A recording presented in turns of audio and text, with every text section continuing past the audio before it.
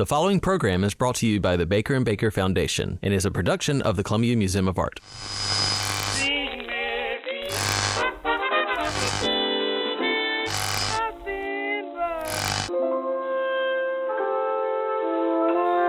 Hi, and welcome to the More Than Rhythm podcast. I'm Dr. Birgitta Johnson, host and ethnomusicologist.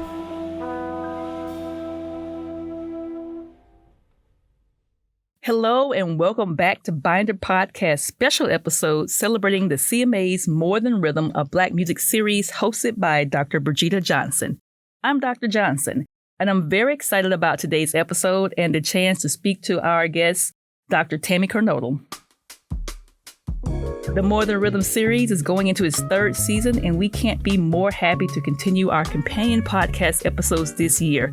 We'd like to thank our audience who come out to see us in person, but also our growing podcast family who tune in, like, click, share every episode of the behind-the-scenes nuggets and really thought-provoking conversations with our artists. In our first two seasons, we covered the gamut of Black musical genres and styles, from sacred music, hip-hop, jazz, blues, soul, folk, and even classical music with a great group of artists and bands. This season, we want to take it up a notch and really look at how Black music always finds a way to go beyond the stage and studio, to touch the lives and even help change the world we live in. In addition to being uplifting and inspirational, Black music is also and always given a voice to Black people, often speaking or singing truth to power at times when it could have cost them their lives to do so.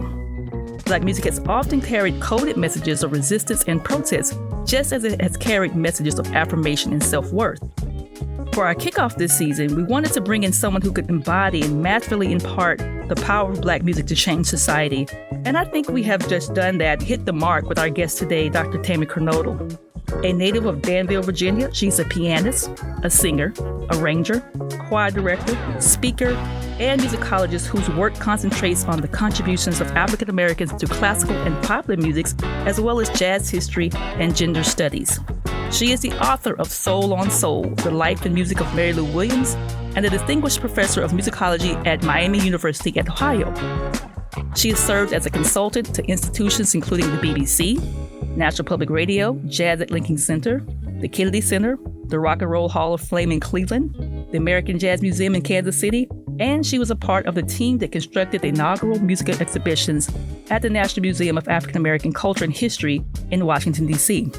Her hands and genius have touched so much of how millions have engaged Black music over the last few decades, and More Than Rhythm is honored to welcome to the Binder Podcast, Dr. Tammy Kernodle.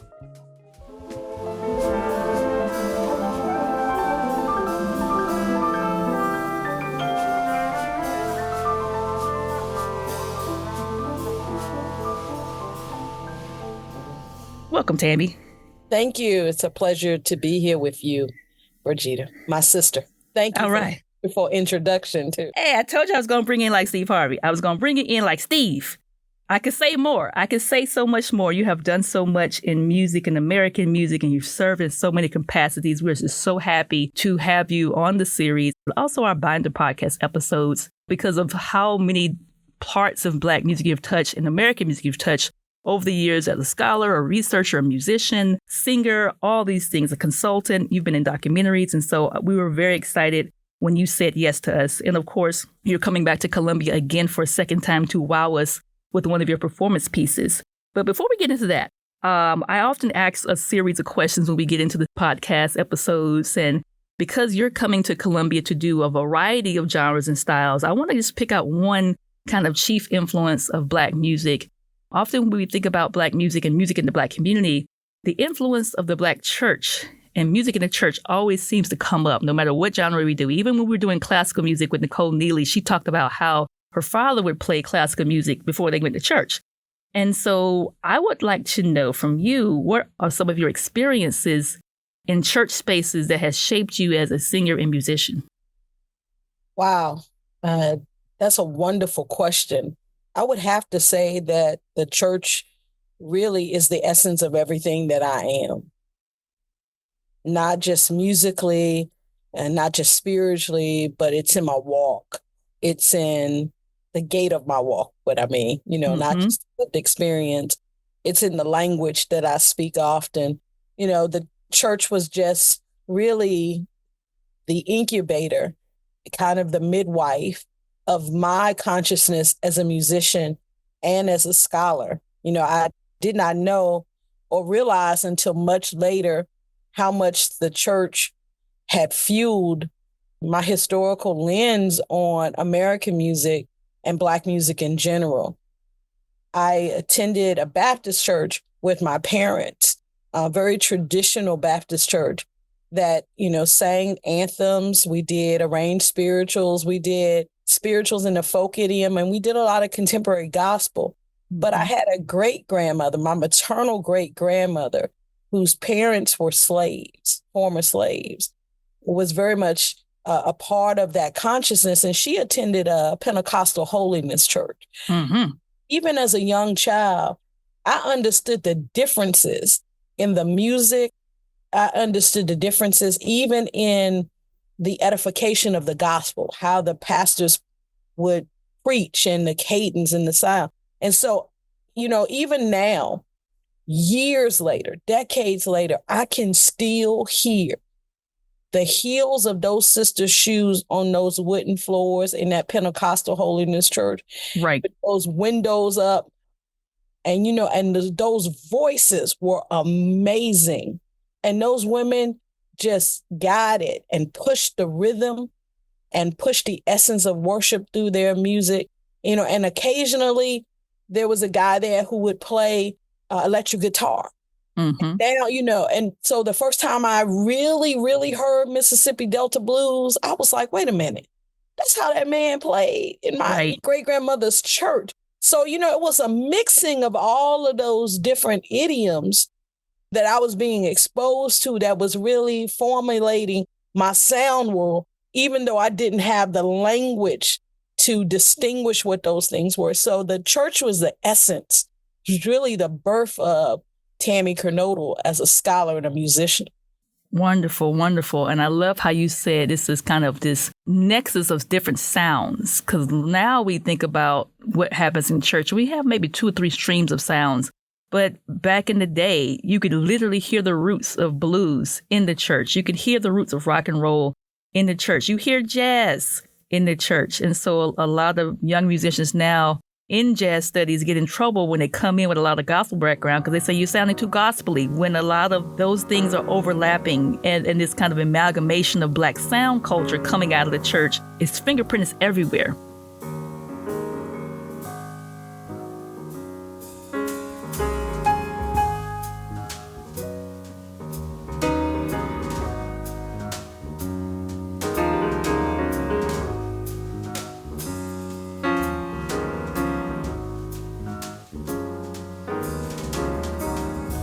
Wade in the water, wade in the water, children, wade in the water.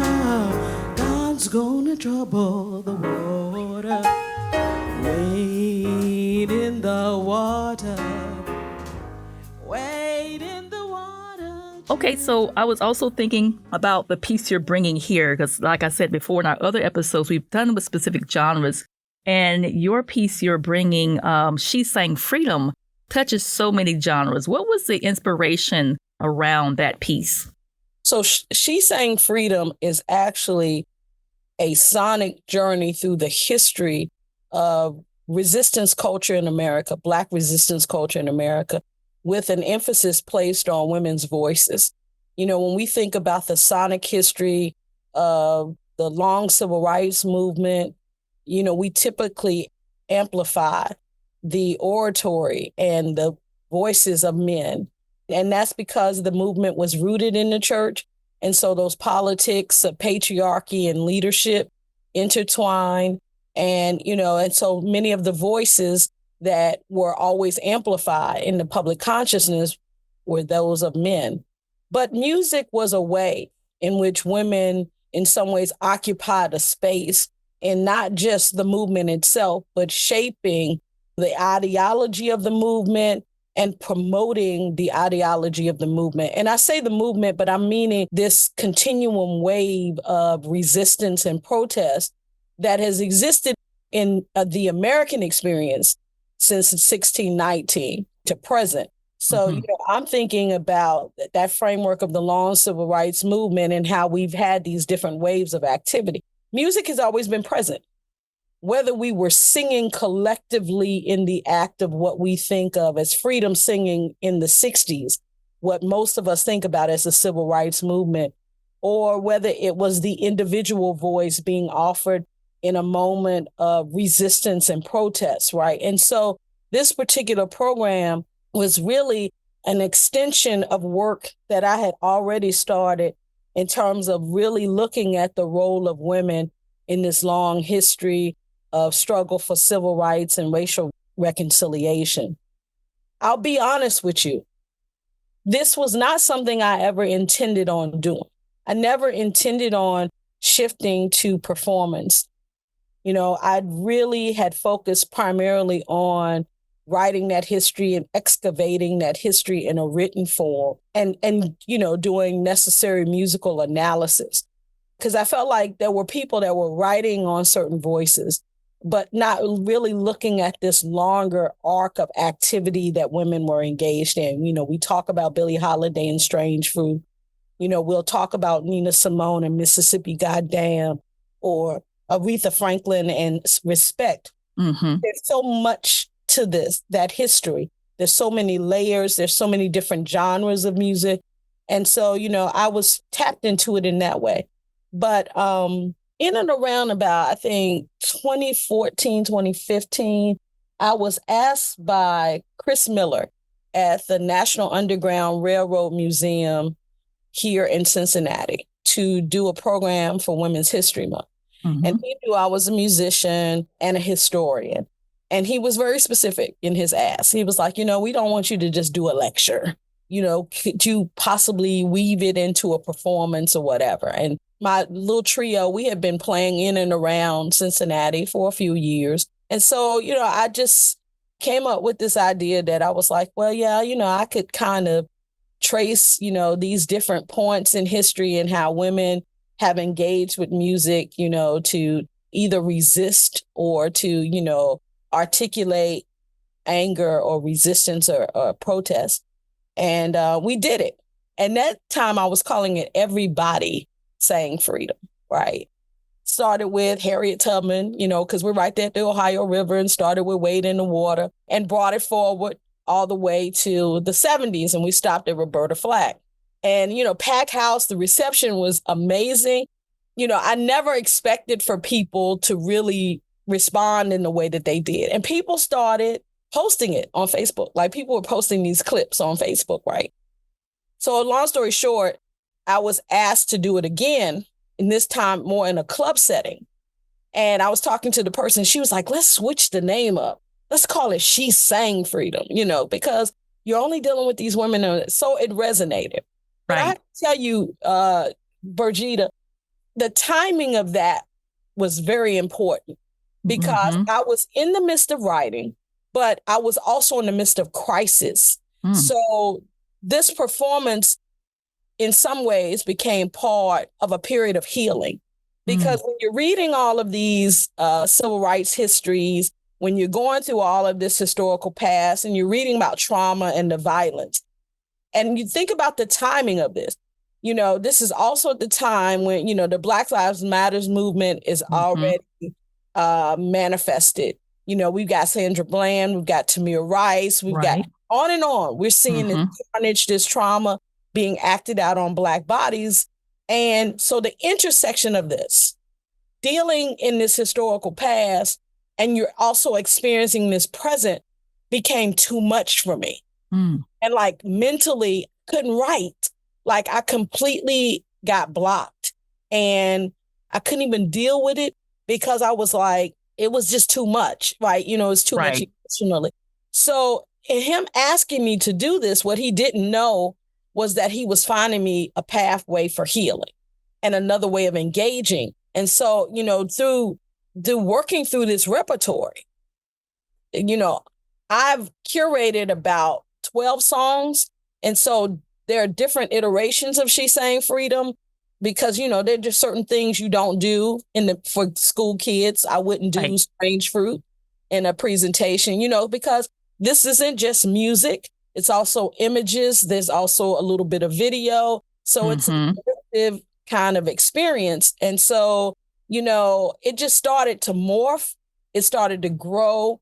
My ability to understand these women a little differently and to understand the whole act of freedom singing took on a different dimension. And so it took off. You gotta love social media. Social media will pull you out or pull something out of you that you didn't think you had. It is wonderful because, like you said, you know, in a moment where there's so much coming at you as far as what was happening with those movements, on top of all the Black Lives Matter, you also had Me Too going on. You had so many things, so many reckonings happening. And because of social media, it was always in your face. I know people were taking social media fast at the time. They kind of deal with the trauma of always having it in your face. And then you have someone pull you into the history, into the repertoire, into the how we got over of the things, right? And so you mentioned going from Harriet Tubman to Roberta Flack. How much freedom do you want when you go from literal escape from bondage with singing involved into the 70s when people are like, are we free yet? No, we not. We got to keep fighting. We got to keep marching. And so to look at the testimonies of how people made it through when singing was for survival, and then singing became strategy. And then as we see how the history has been written, the singing has been now for representation. In my classes, I often ask how many women were on the platform at the March on Washington. Mm-hmm. And so the kids always say, oh, Martin Luther King Jr. and blah, blah, blah. They start naming men. And then I was like, do you notice you didn't name any women? I mean, women were there. Women helped organize it. All those planes and trains and buses and everything getting booked, those are the hands of women. But the actual voices of women, they were there as well. We don't think about when Josephine Baker is there speaking on behalf of the French government. And when you have, you know, Mahalia Jackson in the background, the voices are not coming as these lecturers and sermon givers, but they're all around. They're all in the midst of this 2-day massive protest movement. And then you go back and have them look at the actual meetings when people were organizing these protest marches and sit-ins and how singing played a role there. And the singers tended to be male and female, but the leaders of the singers, the song leaders, Bernice Johnson Reagan, the SNCC singers, every region had a singing group or a protest group that sang. And they tended to be female voices, kind of galvanizing people to get up and go march somewhere where you can literally get killed on your way back or on your way there.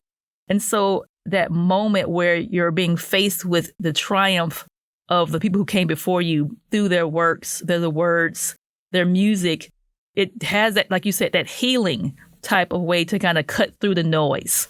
Even with all our technology, just going back to those old songs. And like you said, you have 12 songs. I'm not going to ask you what they are because I want us to be surprised. But we're not going to do 12. We're not going to do 12. Listen, hey, you have 12 in your bag. We got 12 in the bag. And, yes. and, you know, the idea is to make people hear. Right. Women different. And to hear the voices that you think you know very different. And to uncover some voices, you know. So we bring in Fannie Lou Hamer. Mm-hmm. Not as Fannie Lou Hamer, the orator, the great orator that told us that she was sick and tired of being sick and tired. Mm-hmm. So we bring in the song leader, Fannie Lou Hamer, mm-hmm. who, you know, working in that Mississippi movement, brought a whole nother repertoire of songs to those young college students who came to Mississippi under the banners of SNCC and CORE, and was following in the footsteps of her mother, who she had seen not necessarily mass mobilize the community for the sake of voting rights, but to mass mobilize the community other ways through song. What she's saying freedom is also tapping into. It's been this long legacy of Black women as cultural workers who have used, you know, different forms of creative expression as a means of nurturing our communities, but also helping give birth to the next generation of voices, you know, through their engagement with, be it dance, with being music, be it poetry, be it literature. You know, we can look at our communities and see these women who've always been present, who've been keepers of our history, but speaking to the present and nurturing, these future voices.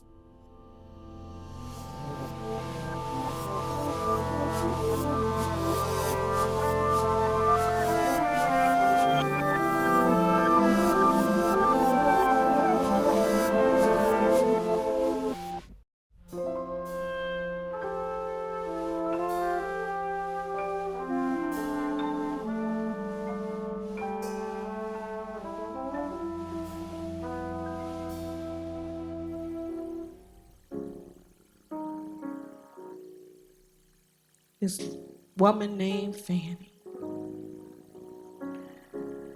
She often talked about the experiences of Black women that seemed to be left out of the speeches of other leaders of the movement. She talked about their exploitation as workers, but most of all, she often shared her experience of having been given a Mississippi appendectomy. See, that was a very fancy way of saying how she had been forcibly sterilized. It was a common thing for women in Mississippi to experience this. You go into the hospital for one procedure, you come out sterilized.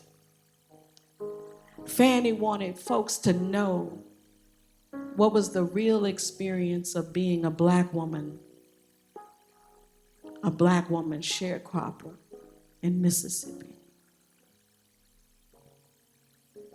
So we're going to take you into the church, into the mass meetings, into the energy of the church, where Fanny would take those simple songs and turn them into rallying cries for freedom. Y'all all right? All right.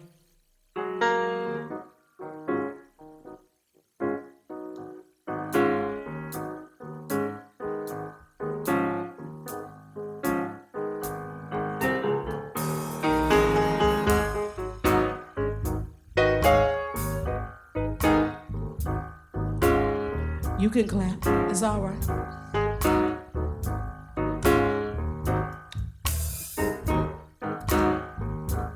Yeah, come on. We're going to take you into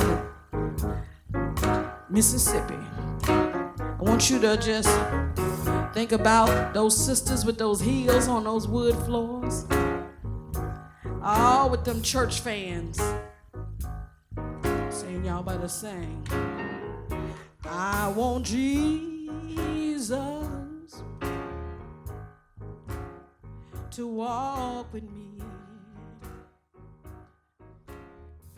I'm thinking about, as you mentioned, like this legacy of Black women as cultural workers, with the successes of people like Beyoncé and Taylor Swift with these albums and these global tours and these concert films and all the opportunities they're bringing to women in the industry. They even kind of named it the Year of the Woman because of how much they were, I guess, commercially galvanizing and pushing the industry forward. I guess the question would be, do we still have a ways to go? I think we always have a ways to go, because in some ways, what we see is that we take a few steps forward, but we always, in some ways, unfortunately, get pulled back, And part of that has to be the mechanism that we utilize in terms of disseminating much of our popular culture, right? How many women do we have in the C-suite and making these decisions? And how many of those women really have power? But also how many men who understand the importance of diversity and experience and voice? How many of those are the shot callers or, the decision makers? And I think that's important.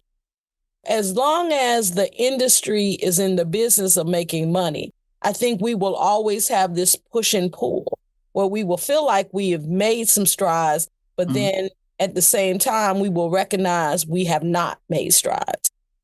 You think about last year. The unfortunate thing about last year is that the conversation about the economic, cultural power that a Taylor Swift and a Beyoncé was wielding got muddied by them being played against each other. Speak on it. As if they were competitive or competitors. You're talking two different women who are dealing in two different genres with maybe on the surface what seems as a similar audience base, but they are really cultivating two different communities. They might at times overlap, but they were cultivating two different musical communities. And so the industry does what the industry does. And what I mean by that is anytime you have women who are operating outside of the gendered realm that we think that they should, and anytime that we have women who are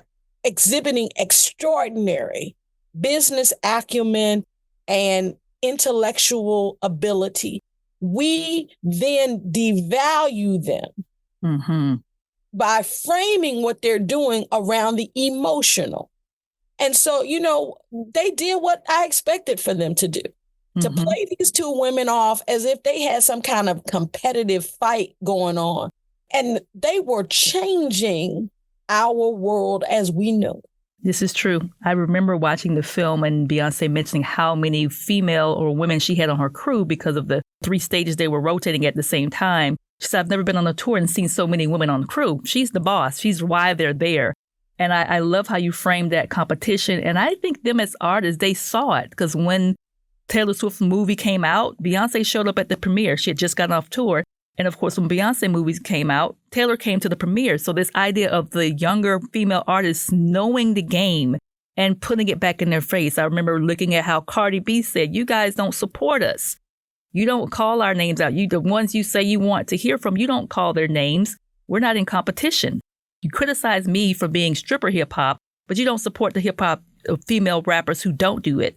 And so I think the younger generations are getting very bold as well as savvy around speaking truth to power as well as the mechanism of the industry. And so that has been interesting to see and watching students kind of witness what that looks like now versus back in the day. If they pit you against each other, they basically let you fight to the death and then they kick both of you out the industry. Exactly. So the mythology of the exceptional woman. There's a whole lot of places at the table for men, but there's only one place for a woman. There's only one seat for her, right? And so we're going to make the female artists fight to the death, as you said, because nobody was talking about the male artists that were on tour last year. Nobody was comparing Bruce Springsteen to Ed Sheeran, Right. So, no, and so it's always interesting to me how, and when I say the industry, I don't mean just record companies. I'm talking about journalists who are looking to make a story. And much more of the story is what you saw in business magazines. I was looking at what Forbes was saying about these tours and how these women transform the GDP. Right. Of everywhere they went. Yes. Everywhere they went, internationally. These communities, economic, we ain't talking about that. That's business. But we don't want to talk about that because, those were two women, did that, not mention the fact that they were empowering, speaking a message of inclusion that is resisting everything we see happening in our current political culture.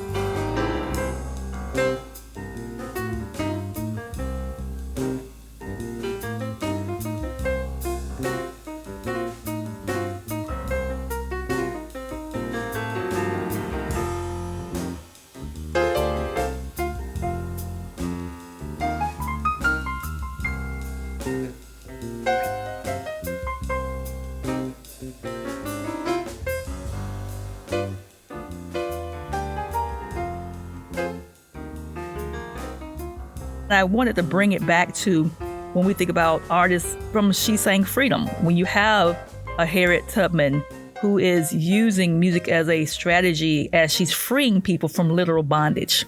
Thinking about people like Roberta Flack, of course, we know her for Killing Me Softly, but in this moment when she's singing in the 60s and 70s in particular, when African-American women in particular are trying to find not only voice in American society, but even within the Black community.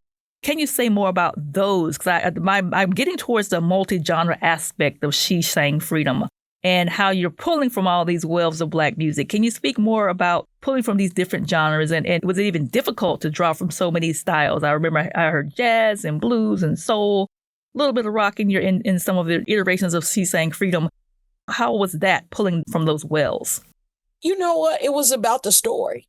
So I started with the story, and I asked myself, what story do you want, people to leave with?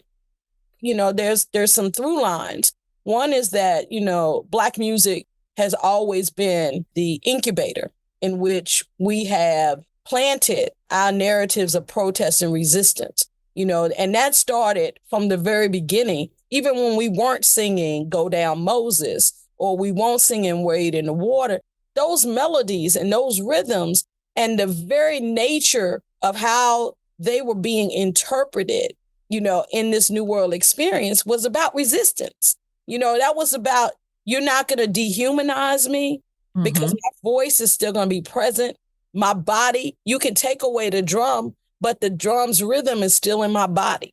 It's still going to amplify itself. And so I'm still going to live on. I'm going to live on. And the fact that we passed these things orally meant that we were literally taking out of the mouths of each other the essence of who we were, And so, one of the things that She's Saying Freedom is about is illuminating that, right? This resonant power of Black music to articulate and enunciate who we are as Black people in these spaces where we had tried to, people have tried to erase us, make us invisible, whether that is just in a literal form of trauma and violence, or if that's just been institutionally by boxing us out.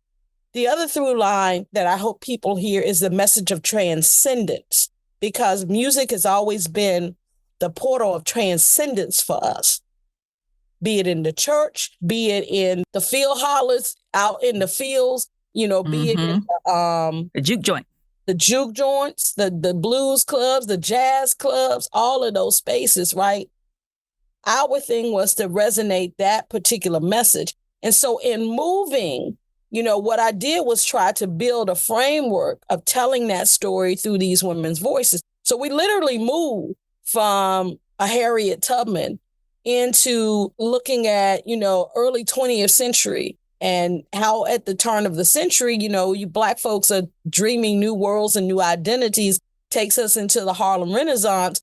But in the heart of the Harlem Renaissance and people ingesting our culture to the point that, they deem the 20s the jazz age. The jazz age, yep. Jazz is Black music, right? But they are lynching us. They want our rhythm and our blues, but they don't want us. And so they're lynching us. So, we take you into a strange fruit so that, you hear what strange fruit means. And we then take you into the manifestation of that with the Emmett Till. And you thinking about, how does a 13-year-old boy get on a train to go to visit relatives and comes back in a casket? Right. And so we're telling these stories through all of these different genres in these different ways. And so we're going to take you into the church, into the mass meetings. We're going to take you on the stages of the folk movement and bring you into what was the environment of a Nina Simone, right.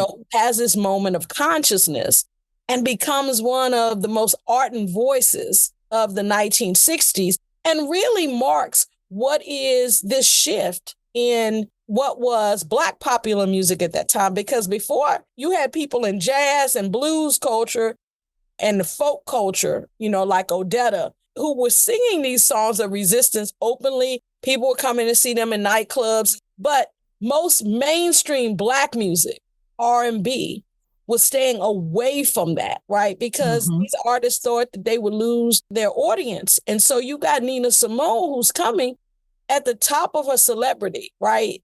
Who has this crisis moment, the bombing of the 16th Street Baptist Church, Mississippi, goddamn, and becomes entrenched in the movement. So much so, that she starts to give birth to these message songs, right? So when you think of the whole soundtrack of the late 20th century, right, it's a message song after message song after message song, right? And not just women, but Nina infused and tapped into the anger Right. Because for the most part, in popular Black mainstream crossover popular music, you didn't get that anger. You couldn't really embody that vocally and in your text. And she told us, yes, you can, Right. And so you think about what happens after that and how that leads us into what eventually becomes hip hop. So you're going to hear some of those songs, Aretha. Everybody thinks about Respect, and no, I'm not going to sing Respect. That's one of those 12 songs, but, Aretha has some very coded ways of embedding herself into this movement culture, right? Right. And her covering of some of those songs that people within the movement, ground zero on the front lines, the battle lines, they identified with certain songs as being part of that soundtrack, that manifesto of resistance that was being built through music. So she covered some of those things. And, Right. we bring in the staple singers, like it's so much that folks are going to hear. A little bit of funk, a little bit of soul. We're going to do some real gospel. So, folks need to come and be ready to sing. And oh, yes. That's one thing about More Than Rhythm. Surprisingly, people have come out and they sing. I wasn't surprised, but I've been in Columbia for a while. I know we're kind of, I wouldn't say conservative crowds, say maybe shy crowds. And so when More Than Rhythm hit and we start doing these events, people were moved to participate with our artists. And so they never had to beg people. They would just say sing it. And of course, we were like, wow, they're singing, they're clapping, they won't leave, they want to sing some more. And I think it kind of points to the era we're in now. We're post of the lockdown part of COVID, and people want to be together. And part of being together now is also people singing together and making music together. And they don't have to be, the best singers. It's the fact that you're in a room together and someone agrees with what you're talking about. As you mentioned, Black music being this portal of transcendence. And I believe that's why Black music has become so global and cannot be stopped. You see Black music taking over charts all over the globe. And to the point where now Grammys are even recognizing African musical performance, the actual roots. And you see this transcending crossing over, because even if you did not have ancestors who were enslaved or who had to go through Jim Crow, you have these messages of the hope and this kind of power of resistance that a lot of people need a soundtrack for. And so as you go to see things like She Sang Freedom, it resonates with them on these other levels of how this music has been the inspiration for so many other movements outside the Black community for decades.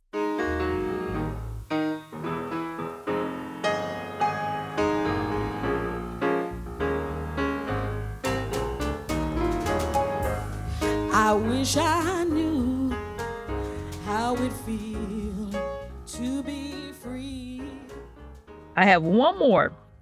I love to ask this question as well, because a lot of times, to your earlier point, when we think about, Black artists and Black musicians, even Black female musicians, sometimes the mood is to point them out as this so-called singular genius, as opposed to being a part of a community and a continuum of music makers and people who are putting things and being, pouring into them and working beside them, the collaboration aspect of it. So for you, as a scholar, as a multifaceted musician, choir director, all these wonderful things that we know you do, what is the role of collaboration for you as an artist? You can talk about, for She Sang Freedom, but how does collaboration play out in what you do as an artist scholar?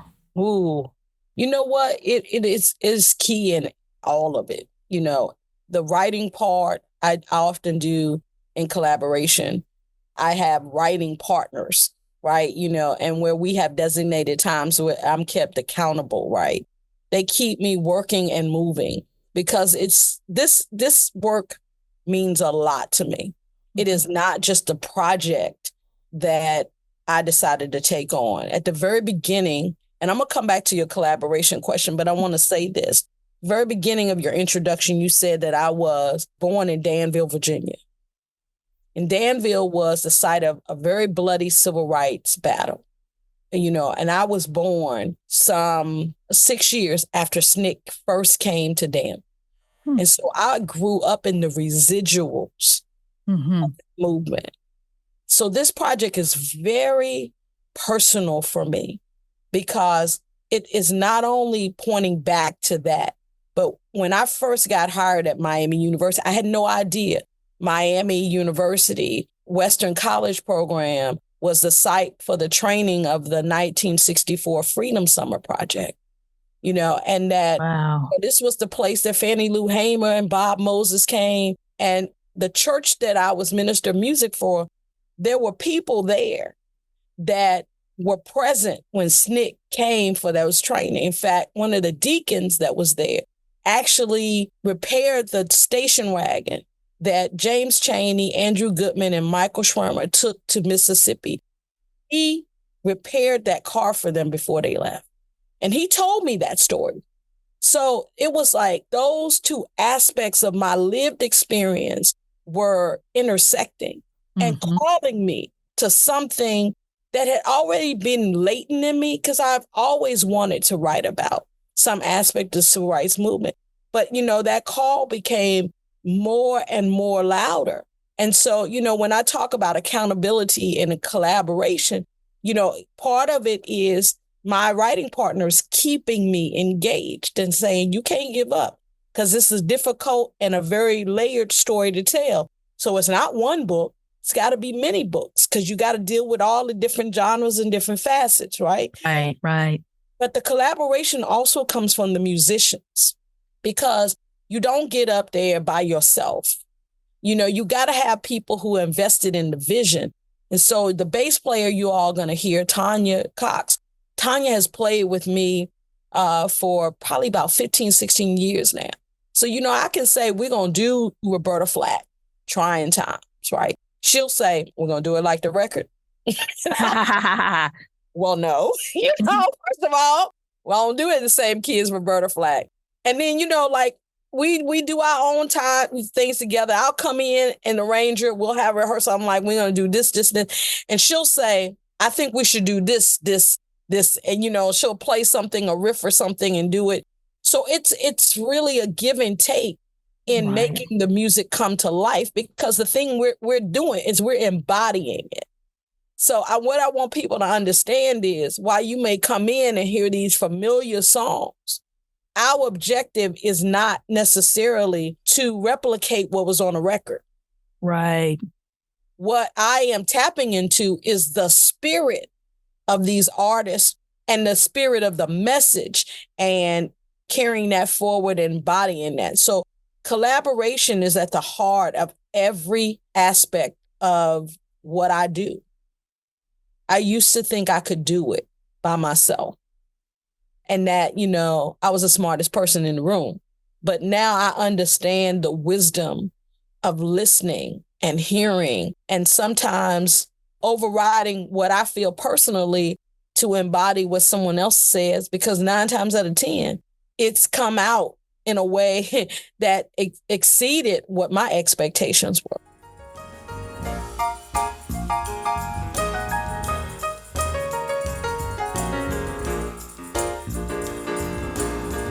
Thank you, everybody. This has been She Sang Freedom. This has been a wonderful conversation. I love where we've gone. We've covered a lot of ground, and this is like I said, once again, very happy to be able to kick off our new season of More Than Rhythm with Dr. Tammy Kernodle. So I just want to say before we close, I want to thank you. I want to thank you for your vision with this series, but I also just want to thank you for your work. You have been part of this community of scholars over the years that I've been able to collaborate with, and I watch you closely. You have modeled so much for me, but your brilliance, inspires me to be better and do better, and to take my work to another level. And so I just want to personally thank you. Thank you for all that you do and how you work as a cultural worker in all of these communities that you engage with. You keep doing you.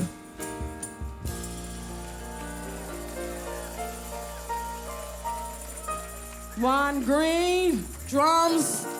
Tanya Cox on bass. I'm Tammy Kernodle. This has been She Sang Freedom. Thank you very much.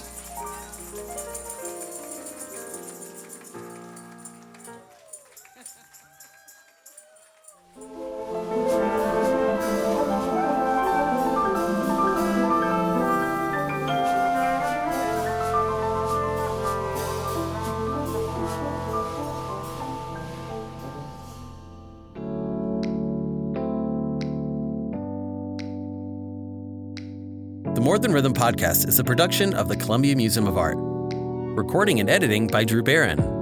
Additional recording support by Pete Koutrakos. Today's episode was hosted by Dr. Birgitta Johnson, and today's guest was Tammy Kernodle, whose musical project, She Sang Freedom, you heard throughout the episode. Additional production for the series is done by me, Wilson Boehm. Additional assistance by Vic Johnson. Funding for this series is made possible by the Baker and Baker Foundation, and this program is supported by the Art Bridges Foundation's Access for All program. Thanks for listening.